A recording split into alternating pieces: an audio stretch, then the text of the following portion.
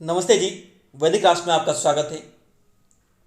आज हम एक ऐसी गाथा आपके लिए लेकर आए हैं, एक ऐसी कथा आपके लिए लेकर आए हैं, ऐसी ऐतिहासिक घटना आपके लिए लेकर आए हैं जिसमें आपको इस घटना को सुनने के बाद गर्व होगा हिंदुस्तानी होने पर, भारतीय होने पर। हमारे यहाँ सिर्फ महापुरुष ही नहीं हुए हैं जिन्होंने अपने राष्ट्र के लिए अपना सर्वस्व न्यौछावर कर दिया। इस राष्ट्र में उनके पशु भी राष्ट्रभक्त हुए हैं। हमारे महापुरुषों के जो पशु थे उन्होंने तक अपनी राष्ट्रभक्ति सिद्ध की है।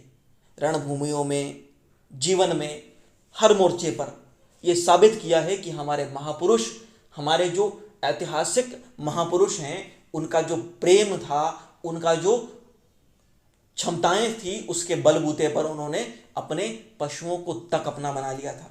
इतना अपना कि उन पशुओं ने तक इस राष्ट्र पर अपने प्राण न्यौछावर कर दिए, इस धर्म के लिए अपने प्राण न्यौछावर कर दिए। इसीलिए इस बात को जानना, उनके बारे में जानना बहुत आवश्यक है। ऐसी ही एक अद्भुत कथा आपके लिए, एक ऐसी अद्भुत ऐतिहासिक घटना आपके लिए आज हम लेकर आए हैं। आपको बता दें, वैदिक राष्ट्र पर हम लगातार वेद के सिद्धांत, प्रेरणादायक कहानियां, महापुरुषों, वीरांगनाओं के जीवन प्रसंग आपके लिए लेकर आते हैं। इसीलिए वैदिक राष्ट्र को लाइक करें, शेयर करें, सब्सक्राइब करें, बेल आइकॉन की घंटी को दबा दें और अपने कीमती सुझाव कमेंट अवश्य करें। धन्यवाद। आइए विषय की ओर चलते हैं। आज हम जानेंगे कि महाराणा प्रताप के हाथी ने अकबर के जहां 11 दिनों तक भोजन क्यों नहीं किया, क्या परिस्थितियां थी। राणा प्रताप के घोड़े का नाम तो सबने सुना है। महाराणा प्रताप का जो घोड़ा था चेतक, उसका शौर्य सबने जाना है कि रणभूमि में उसने कितनी वीरता से शत्रुओं का मुकाबला किया, और उसके बारे में कविताएं तक लिखी हुई हैं, गाथाएं लिखी हुई हैं। लेकिन महाराणा प्रताप के पास एक हाथी भी था जिसकी कथाएं कम सुनने को मिलती हैं। बात उन दिनों की है जब युद्ध हो रहा था और महाराणा प्रताप के हाथी राम प्रसाद ने अपने सूंड में लगी तलवार के द्वारा अकबर के अनेक हाथियों का अंत कर दिया। युद्ध में बिल्कुल निपुण अकबर को वो हाथी पसंद आ गया। उसने आदेश दिया अपने महावतों को कि किसी भी तरह, चाहे जितना प्रयास करना पड़े, मुझे राणा प्रताप का वो हाथी, महाराणा प्रताप का वो हाथी चाहिए, राम प्रसाद चाहिए किसी भी तरह। षड्यंत्र हुआ।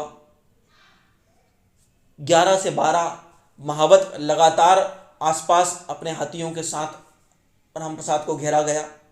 नगाड़े और तरह तरह के कुप्रयास किए गए और बड़े प्रयत्नों के बाद राम प्रसाद को बंदी बना लिया गया। उसने अपने बचाव में पूरे प्रयत्न किए, लेकिन परिस्थितियां जब विपरीत हो गई, जब उसको चारों तरफ से घेर लिया गया, तो वो बंदी बना लिया गया। अब अकबर के सामने राम प्रसाद को प्रस्तुत किया गया।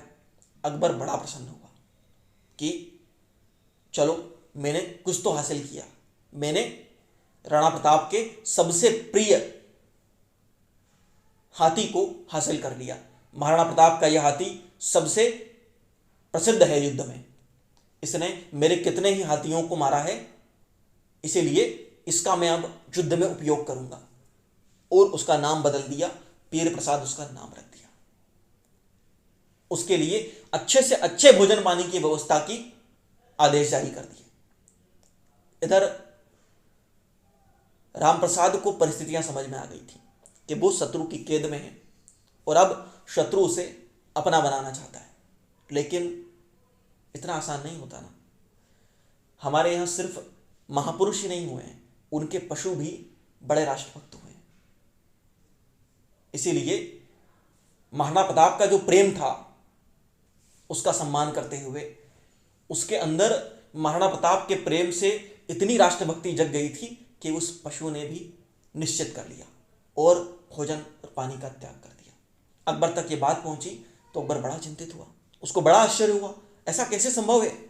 एक हाथी के अंदर ऐसी भावनाएं कैसे हो सकती हैं कि वो भोजन और पानी का त्याग कर दे? अकबर को कुछ समझ नहीं आया। उसने खुद जाकर देखा और इस बात का तहकीकात करवाई कि क्या यह हकीकत है।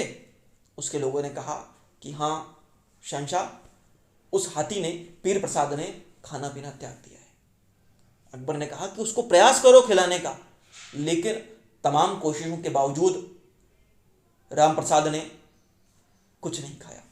लगातार 11 दिन तक वो अन्न और जल का त्याग करके व्रत पर रहा और 11वें दिन उसने अपने इस पार्थिव शरीर को त्याग दिया। जब अकबर के पास ये बात गई, अकबर बड़ा दुखी हुआ और उसने कहा कि मैं क्या महाराणा प्रताप को झुका सकूंगा जबकि उनके हाथी तक ने मेरे सामने समर्पण नहीं किया, उसने तक अपने प्राण दे दिए। अद्भुत है वो योद्धा जिसके पास ऐसे पशु हैं जो अपने राष्ट्र के लिए प्राण दे सकते हैं। और अद्भुत है महाराणा प्रताप, ये अकबर ने कहा।